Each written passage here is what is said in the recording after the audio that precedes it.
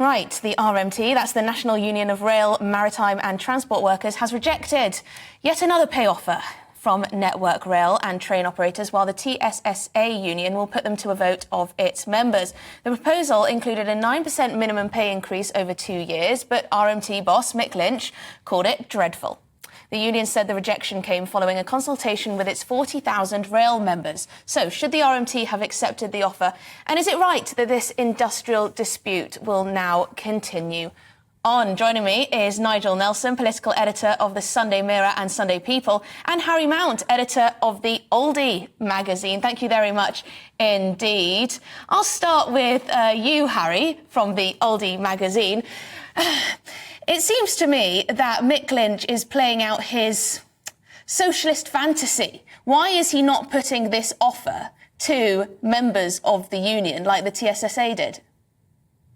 I agree. He's holding us to ransom, but it's not working. And I think we, the great travelling British public, should put up with these more strikes, if he's going to go and strike more, in order to defeat them. Because even before these strikes, the rail industry in this country was terrible.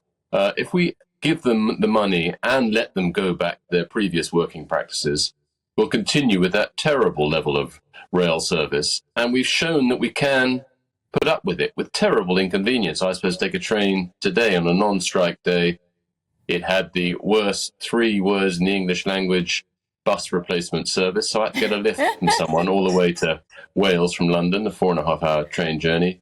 The other day when they were striking, I had to take a taxi to Gatwick, which cost £140 from London. It's agony, and people like much older than me, like the readers of the Oldie, are having a much rougher time than I am. I think we should put up with more strikes if that's what they want in order to defeat them. We can't go on accepting this behaviour from Mick Lynch, and I think a lot of his members would be happy to accept a 9% pay deal.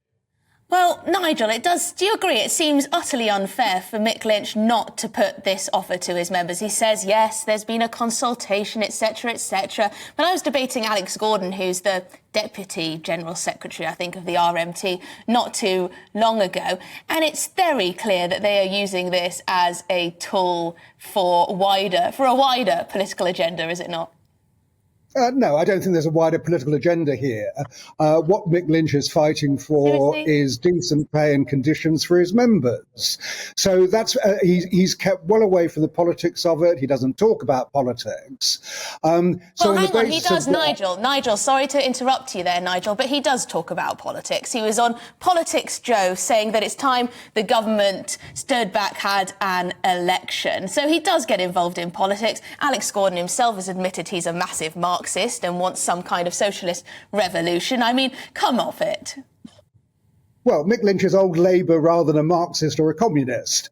But when it comes down to his mandate, he had that back in November when the RMT members voted overwhelmingly for strike action. And he has to go back to his members in May to, if he needs another mandate to do that. So all that is actually in place. So I don't think it's actually reasonable to say he's somehow not following the will of the 40,000 members. Well, Harry, does Nigel make a point there? It is, after all, Mick Lynch's job to try and get a good deal for his union members, for the railway workers that he represents through the union. He's just doing his job, isn't he? Yes, but I'd have thought he's gone as far as he possibly can go. I mean, I sympathise with any rail workers having a tough time, but we all are, and very few of us are being offered a 9% pay deal over the next 2 years. This is a very rough time for all of us with inflation at 10%. Lots of rail workers, particularly train drivers, not all of them, I understand, are pretty well paid at the moment, and there isn't a magic money tree. The government is massively in debt. It can't afford to go on increasing pay deals, because then every other single public service in the country would expect the same. In a wonderful fantasy land, you would pay more to match inflation, but that's impossible at the moment. And as I said before, he also wants to hold on to antiquated rail practices that mean even when the railways in this country are supposedly working as they normally do, they're really very, very second rate. So there's got to be a sort of revolution in the way the railways in this country are run. Nigel, do you think the the railways should be immune from redundancies.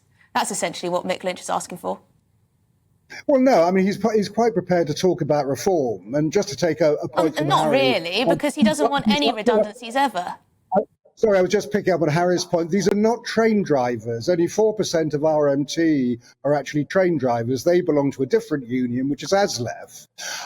So when it comes down to reforms, yes, he's prepared to talk about reforms. However, what he's not going to go along with is the idea that we'll lose all ticket office staff within the next 2 years. We'll lose guards on trains during that time. That will make travelling less safe. It'll mean disabled and elderly people will have a problem at stations. So it's not a question of actually not talking about redundancy, not talking about reform. It's a question of how that reform looks. And the offer on the table now is no improvement than it was, say, last month with their final and last offer, as they called it in January. So we're not talking about 9%. It's very frustrating, though, because you talk about these changes that could put safety at risk and ticket office staff needing to stay in their jobs and so on. Businesses, by and large, have to innovate and change their working practices, become streamlined, change the way that they work in order to stay relevant for the future. Seems like when it comes to the railways, there doesn't seem to be any acceptance that you need to move with the times, and people rarely use ticket offices now. That's just the case. Well, I'm sorry that my local station, more people use the ticket office than use the machine, largely because the machine is often broken. So I'm not sure that part is true. Now, Harry, just to finish, so you would argue that the government just needs to stay with its position, stick with it, play the long game, and hope that the RMT will essentially give up? Yeah, that's my position. And I think even though it's extremely hard for people, for example, who work in my office and have to commute in, and a lot of the jobs in a magazine like mine can't really be done so well from home, but they do it, they put up with it. And thanks to technical revolutions, journalists anyway can to a much greater extent work. But we don't feel the effect of the strikes the way we used to, even though it's extremely hard effect on lots of people with lots of financial knock-ons as well. So I think we should put up with it and get rid of these union dinosaurs. Now, just lastly, Nigel, I'm not picking on you, but you did annoy me when you said that they have no political agenda, because even if you agree with the political agenda, they obviously do. That's broader than just pay and work conditions. In the Telegraph today, and I think elsewhere, it was reported that a memo has emerged from the RMT's 450 branch leaders. They're demanding Mick Lynch do more to hasten the suppression of the capitalist system by a socialistic order of society. That's their black and white. It's pretty obvious that those running unions are trying to bring down capitalism, essentially, is it not? That's not an exaggeration. Well, I'm sure that they're not great fans of capitalism. I mean, I can understand that. And yes, the one thing that certainly Mick Lynch would say is that the railway should be nationalised, and that is a debate we should be having. Should our essential public services be in public control? The problem at the moment is if you privatise these things, you introduce the profit motive. So with the railways, for instance, there's £400 million going to the operators in profit. Wouldn't that be better invested in the railway system? Well, we've got a sort of mixed model at the moment here. It isn't working, that's for sure. Thank you very much indeed, Nigel Nelson of the Sunday Mirror and Sunday People, and editor of the Oldie, Harry Mount. Thank you very much indeed for joining us